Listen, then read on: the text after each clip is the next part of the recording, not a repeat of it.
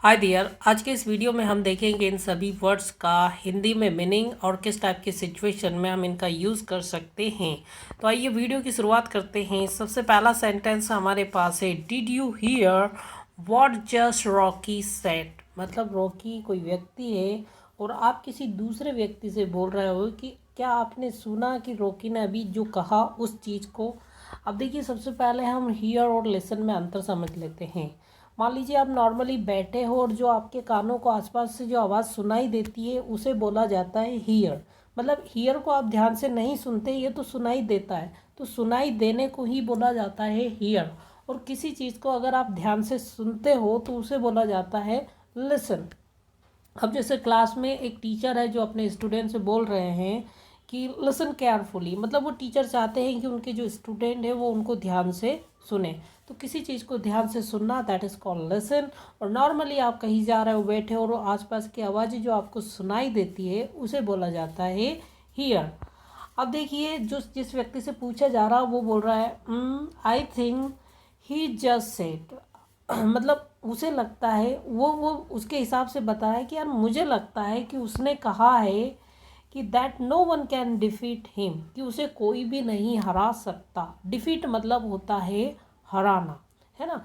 उसे अब ऐसा क्यों लगता है, तो देखिए उसे इसे इसलिए लगता है क्योंकि वो सामने वाला व्यक्ति वापस बोल रहा है he is pretty full of himself. अब ये प्रीटी फुल ऑफ हिमसेल्फ, इसी की जगह अगर लड़की की बात हो तो हम बोल सकते हैं she is pretty full of herself. अब आखिर to be full of oneself का मतलब क्या होता है। देखिए, to be full of oneself का मतलब होता है, मान लीजिए किसी को अपनी पावर पे बहुत भरोसा होता है, या कोई भी उसके अंदर जो योग्यता होती है और उस योग्यता पे उसको बहुत ज़्यादा भरोसा होता है, तो उसी भरोसे के आप यहाँ पे बोल सकते हो to be full of oneself. मतलब उसने कहा कि मुझे कोई नहीं हरा सकता, इसका मतलब है कि उसे उसकी पावर पे बहुत भयंकर वाला भरोसा है, कि उसको इतना कॉन्फिडेंट है कि उसे कोई भी नहीं हरा सकता। क्यों कॉन्फिडेंट है, क्योंकि उसकी अपनी पावर, उसके पास इतनी पावर है, उसकी बॉडी इतनी स्ट्रांग है कि उसे कोई नहीं हरा सकता।